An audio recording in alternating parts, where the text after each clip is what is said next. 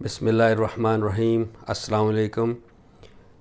میں آپ کے سامنے کرونا وائرس یا کووڈ-19 جو وبا پوری دنیا کو اپنے لپیٹ میں لیے ہوئی ہے، اس کے ایک زاویہ لے کے آپ کے سامنے حاضر ہوا ہوں۔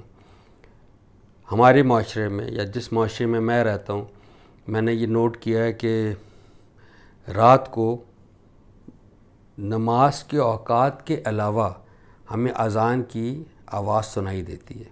لاؤڈ سپیکر میں لوگ اذان دے رہے ہوتے ہیں۔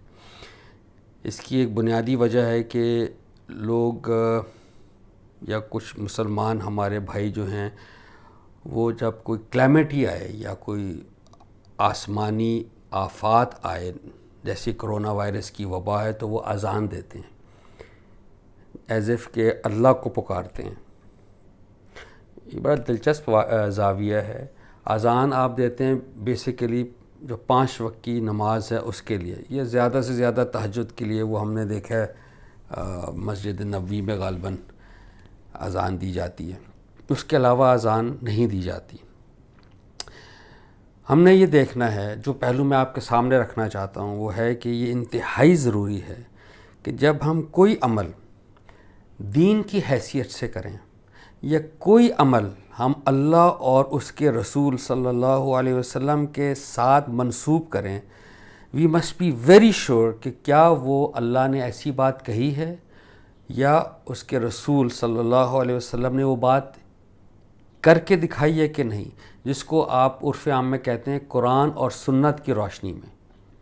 قرآن اللہ کا پیغام کہ کیا اللہ نے کوئی ایسی بات کہی ہے قرآن میں، سنت جو حضرت محمد صلی اللہ علیہ وسلم نے وہ اعمال جو دین کی حیثیت سے کیے اور امت میں جاری کیے، کیا ان دونوں جو ذخیرے ہیں ان میں ایسی کوئی بات پائی جاتی ہے کہ نہیں۔ یہ سب سے کرٹیکل ایسپیکٹ ہے دین کا۔ سنت کی میں تھوڑی تعریف آپ کے سامنے پیش کر دیتا ہوں۔ سنت کیا چیز ہے؟ ہم کہتے ہیں نا حضور کی سنت مبارکہ۔ سنت دراصل وہ عمل ہے حضور پاک صلی اللہ علیہ وسلم کا جو انہوں نے دین کی، اللہ کے رسول کے ناطے ہونے کے جو اعمال انہوں نے دین کی حیثیت سے کیے اور امت میں جاری کیے، یہ سنت ہے۔ اور وہ سنت بنیادی طور پہ حضرت ابراہیم علیہ السلام کی سنت ہے، جو قرآن خود بات کرتا ہے کہ جی آپ دین ابراہیم کے پیرو ہیں۔ یعنی اس میں بہت سی چیزیں، یہ ایک مستقل ٹاپک ہے، اس پر کبھی انشاءاللہ بات کریں گے۔ بہرحال ہمیں دیکھنا چاہیے کہ قرآن یعنی اللہ کا پیغام اور سنت جو حضور پاک صلی اللہ علیہ وسلم کا طریقہ تھا، اس میں کیا ہدایات، کیا طریقہ کار ہے، جب کوئی اس قسم کی سچویشن لاحق ہو تو آپ کو کیا زاویہ رکھنا چاہیے۔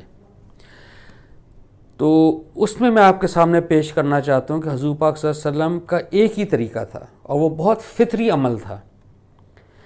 جب اس قسم کے کوئی آندھی چلنی، بادل آنے، جس سے آپ کو فیل ہونا کہ کہیں اللہ کا عذاب نہ ہو، کیونکہ وہ رسول تھے، he could have expected God's punishment۔ ہم نے یہ کرونا وائرس اور اللہ کے ساتھ جو تعلق ہے اس میں یہ بات میں نے کی ہے۔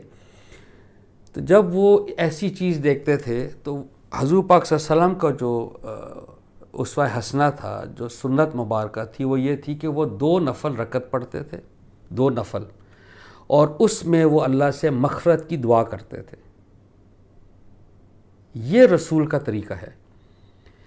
جب آپ کو مشکل پیش آئے یا ان کو مشکل پیش آتی تھی، وہ اللہ کی طرف رجوع کرتے تھے 2 نفل نماز کے ساتھ، جس میں وہ اللہ سے دعا کرتے تھے، مغفرت چاہتے تھے۔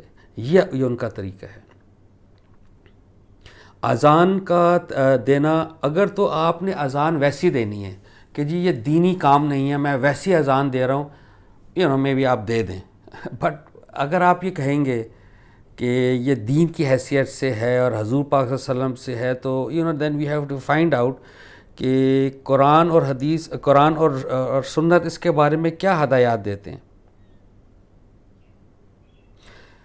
اس سے ایک جو بہت ایک پہلو نمایاں ہے وہ میں آپ کے سامنے پیش کرنا چاہتا ہوں، وہ ہے بدعت کا۔ بدعت وہ چیز ہے ہمارے دین میں، بدعت اس کو کہا جاتا ہے کہ جو چیز آپ دین کے معاملے میں کوئی چیز اضافہ کریں یا اس میں سے نکال لیں، وہ بدعت ہے۔ یعنی ایک کام جو حضور پاک صلی اللہ علیہ وسلم نے ہم کو کر کے دکھایا، اس میں آپ کچھ اضافہ کر دیں یا اس میں سے کوئی چیز نکال لیں، دیٹ از بدعت۔ It is a obviously it is a grave sin. It is unthinkable in the eyes of God Almighty and His Messenger that anybody would have the audacity to do a thing like this. ایک حدیث میں آپ کے سامنے پیش کرتا ہوں۔ حوض کوثر میں قیامت کے دن جب حضور پاک صلی اللہ علیہ وسلم اپنی امت کو پانی پلائیں گے، ان میں سے کچھ لوگوں کو روک دیا جائے گا، ہوں گے امتی، اور حضور پاک صلی اللہ علیہ وسلم فرشتوں کہیں گے کہ یہ تو میرے امتی، ان کو کیوں آپ روک رہے ہیں؟ وہ یہ کہیں گے فرشتے کہ یہ وہ لوگ ہیں جنہوں نے آپ کے دین میں یا خدا کے دین میں بدعت داخل کی تھی۔ تو وہ ہر قسم کی جو رحمت جس کے لیے ہم اتنے خواہش رکھتے ہیں، وہ سب سے محروم ہو جائیں گے۔ It is such a grave thing, a grave sin to do anything which the Prophet ﷺ did not do or which Allah Almighty hasn't consented to. اس لیے ہمیں بہت دیکھ بھال کے دین کے معاملات کو جان کے سمجھ کے اس پر عمل پیرا ہونا چاہیے۔ اور دیکھیں، اس سے یہی میں نے بات اپنی پچھلی کلپس میں بھی آپ کے ساتھ شیئر کی ہے کہ ہم جس مذہب، جس فرقہ، جس ایک مزاج میں پیدا ہوتے ہیں، دیٹ از فائن۔ وہ اللہ نے ہم سے تو نہیں پوچھا، ہمیں وہ set of environment, set of conditions دی ہیں، لیکن اللہ نے سب سے ایک زبردست چیز اس کے ساتھ ہمیں دی ہے، جو قرآن، پورا قرآن اس کی منادی کرتا ہے، وہ ہمارا انٹلیکٹ ہے۔ اللہ چاہتے ہیں کہ اس انٹلیکٹ کے ذریعے آپ اللہ اور رسول تک پہنچیں، اور صرف اس بیسس پہ کہ جی چونکہ ہم نے اپنے معاشرے میں یہ اقدار دیکھی ہیں، چونکہ ہمارے باپ دادا ایسا کرتے آئے تھے، وہ بڑے محترم تھے، اوبویسلی محترم ہیں، لیکن دین کے معاملات میں وہ اسی طرح ہمارا کلچر آ رہا ہے، ہم کریں گے۔ میں نے پہلے بھی عرض کی، اللہ is not impressed with this approach. ایک بڑے مشہور فلسفی ہیں کانٹ، تو انہوں نے بھی بڑی اچھی ایک بات کہی کہ جو آپ کے جو بلیفس ہیں نا، جو کرٹیکل جو بلیفس ہیں، they should undergo critical reflection.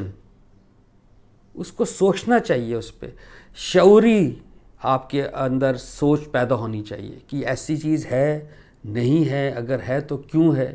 دیکھیں نا، یہ اب 2 رکعت نماز پڑھنا بالکل فطری کام ہے، وہ سب سے زبردست عمل ہے اللہ کے قریب ہونے کا۔ 2 نفل، گویا کہ آپ جب اللہ اکبر کرتے ہیں، گویا کہ آپ اللہ کے دربار میں انٹر ہو گئے ہیں، اس کے کنگڈم میں۔ تو جب آپ اللہ کے کنگڈم میں حاضر ہو گئے ہیں، تو پھر آپ اللہ سے جو مرضی مانگیں۔ اس پہ حضور پاک صلی اللہ علیہ وسلم مغفرت چاہتے تھے، تو یہ بالکل فطری عمل ہے۔ اور ایک بہت اچھی ٹرم وہ یوز کرتا ہے، passive adaptation, passive adaptation which means blind following, سوچے سمجھے بغیر پیسولی آپ کوئی چیز اڈاپٹ کر لیں۔ پیسولی تو ایکچولی انسان کو نہیں کرنا چاہیے، انسان کو اللہ نے بہت خوبصورت ایک بینگ بنایا ہے because of his or Hare intellect. تو میں آپ کو یہ دعوت دوں گا کہ قرآن اور سنت کی روشنی میں ہمیں اپنے آپ کو ریکنسائل کرنا چاہیے اور اس کی تحقیق کرنی چاہیے، اور اس کے حساب سے ہم اپنی زندگی کو استوار کریں، تاکہ ہم دنیا میں اور آخرت میں دونوں جہاں میں اللہ کی جو رضا ہے اس کے ہم قابل ٹھہریں انشاءاللہ تعالی۔